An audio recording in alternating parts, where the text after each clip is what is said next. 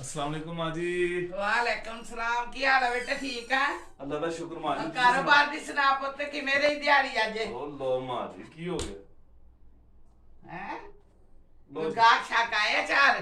लो माँ जी मेरे सारे दिन दी सेल बस। माशाल्लाह पुत्त आज तू मेरी ना हसरत पूरी करती है। बचपन च तो कहना सी मां मैं कमा के लिया के तेरी झोली च पाया करांगा।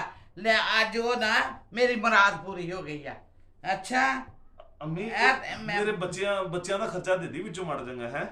ਪੁੱਤ ਬੱਚਿਆਂ ਦਾ ਲੈ ਨਾਲੇ ਝੋਲੀ ਮੇਰੀ ਚ ਪਾ ਤੇ ਹੁਣ ਬੱਚੇ ਵੀ ਵਿੱਚ ਆ ਗਏ ਤੇਰੇ ਹੈ।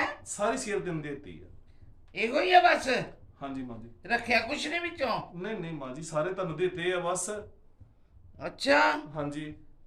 ਚਲੋ ਕੁਛ ਮੈਂ ਦੇ ਦਿੰਨੀ ਤੈਨੂੰ ਖਰਚਾ ਬੱਚਿਆਂ ਦਾ। ਮੈਂ ਆਪਣੇ ਜੋਗੇ ਰੱਖ ਲਾਂਗੀ। ਠੀਕ ਆ? ठीक है जी।